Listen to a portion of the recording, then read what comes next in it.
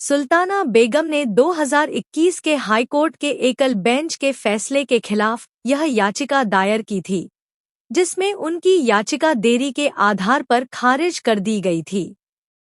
Delhi high court ने शुक्रवार 13 दिसंबर 2024 को मुगल सम्राट बहादुर शाह जफर की वंशज सुल्ताना बेगम द्वारा दायर याचिका खारिज कर दी।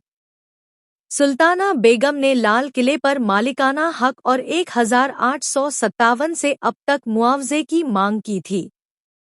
वह बहादुर शाह जफर के परपोते की विधवा है। रिपोर्ट्स के मुताबिक सुल्ताना बेगम ने 2021 के हाईकोर्ट के एकल बेंच के फैसले के खिलाफ यह याचिका दायर की थी, जिसमें उनकी याचिका देरी के आधार पर खारिज कर दी गई थी। अब कार्यवाहक चीफ जस्टिस विभू बखरू और जस्टिस तुषार राव गेडेला की बेंच ने भी इसे खारिज कर दिया। अदालत ने कहा कि 2021 के फैसले के खिलाफ अपील में 2.5 साल की देरी हुई है। सुल्ताना बेगम ने दावा किया था कि 1857 में ब्रिटिश ईस्ट इंडिया कंपनी ने जबरन लाल किले का कब्जा छीन लिया था। उनका कहना था कि यह किला उनके पूर्वज बहादुर शाह जफर से उन्हें विरासत में मिला है। बेगम ने वकील विवेक मोरे के माध्यम से दायर याचिका में यह भी तर्क दिया कि भारत सरकार लाल किले पर अवैध कब्जा किए हुए है। उन्होंने केंद्र सरकार से मांग की थी कि या तो लाल किला उन्हें लौटाया जाए या 1857 से अब तक का मुआवजा दिया जाए। बता दें कि लाल कोट यानी लाल किला का निर्माण मुगल बादशाह शाहजहां ने किया था।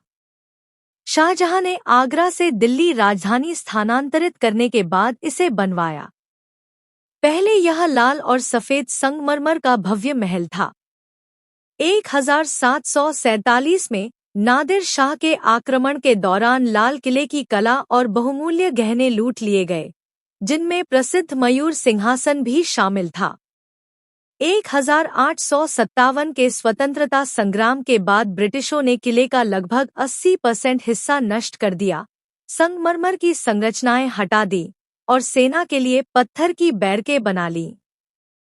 आज़ादी के बाद लाल किले का इस्तेमाल भी सैन्य बेस के रूप में किया गया। 2003 में वाजपेयी सरकार ने इसे भारतीय पुरातत्व सर्वेक्षण (ASI) को सौंप दिया, जो अब इसके संरक्षण और देखरेख का कार्य करता है।